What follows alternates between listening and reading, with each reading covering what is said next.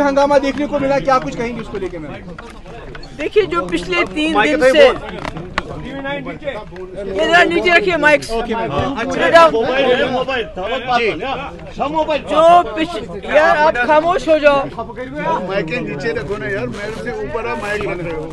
फिर माइक ऊपर कर, नीचे करो माइक नीचे। जो पिछले 3 दिन से असेंबली के अंदर रूलिंग पार्टी का एक ड्रामा चल रहा है, और उसके अलावा जो ट्यूलिप गार्डन में हमने देखा, ये शर्मनाक है।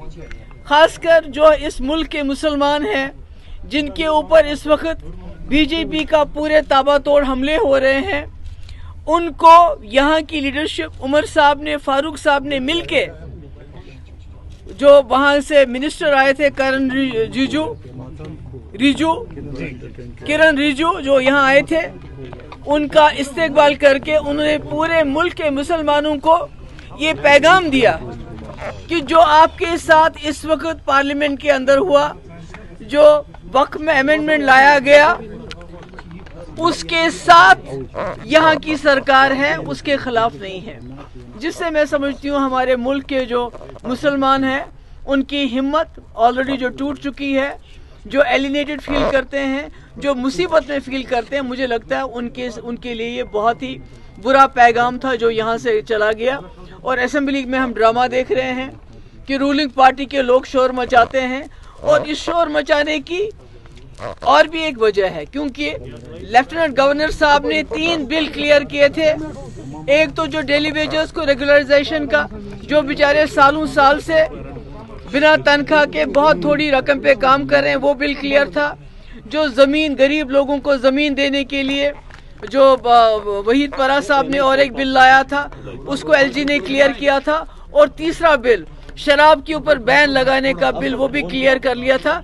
तो इन तीनों तमाम बिल से बचने के लिए, डेली वेजेस को रेगुलराइज करना, गरीबों को जमीन देना और शराब पे पाबंदी, इन बिल्स के साथ अटेंशन डाइवर्ट करने के लिए असेंबली में हंगामा किया गया। और ये हंगामा इसलिए भी किया गया ताकि जिस तरह से इस्तेमाल किया गया किरण रिजिजू का यहाँ पर, जिसने ये अमेंडमेंट बिल लाया पार्लियामेंट में, और जिस तरह फारूक साहब और उमर साहब ने उनका यहाँ इस्तेमाल किया, उससे ध्यान हटाने के लिए असेंबली में पिछले 3 दिन से तमाशा हो रहा था। और आज हमारे साथ यहाँ हमारे एडवोकेट मजीद साहब हैं, जो सुप्रीम कोर्ट लॉयर हैं। तो आने वाले 1-2 दिन के अंदर इंशाल्लाह हम भी इस जो वक्त बिल पे अमेंडमेंट लाया गया, उसको चैलेंज करेंगे। एक बात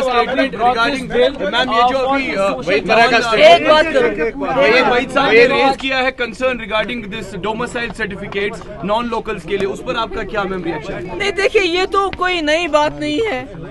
जो हो रहा है, यहाँ सैटेलाइट टाउन्स बन रहे हैं, उमर साहब उस पर खामोश है। लाखों कनाल जमीन दी जा रही है, किसके लिए दी जा रही है? ये जो नॉन लोकल्स 83,000, आप मुल्क के अंदर कहीं भी नहीं देखेंगे इतने लोगों को एक साथ 2 साल के अंदर डोमिसाइल मिला हो। तो ये जो सैटेलाइट टाउनशिप्स बन रहे हैं, डोमिसाइल दिया जा रहा है, ये तो सारा एजेंडा है जिसको उमर साहब अब इम्प्लीमेंट कर रहे हैं। Prime Minister said that they have brought this bill just to give social justice to Muslims, and also 2013 amendments of the law when it was enacted has benefited land mafias because of the Waqf Act which was earlier there. How do you see the statement that whether it has really empowered Muslims socially? नहीं, मुझे tell me why not the Muslims taken on board before bringing in this amendment? Nobody, कोई मुसलमान किसी, सब इसकी मुखालफत कर रहे हैं। Everybody except for national conference और उनकी लीडरशिप, सब इसकी मुखालफत कर रहे हैं। उमर साहब ने मुखालफत नहीं की, फारूक साहब ने मुखालफत नहीं की, पर मुल्क के अंदर तमाम मुसलमान और यहाँ तक कि जो सेक्युलर जमातें हैं, सब इसकी मुखालफत कर रहे हैं।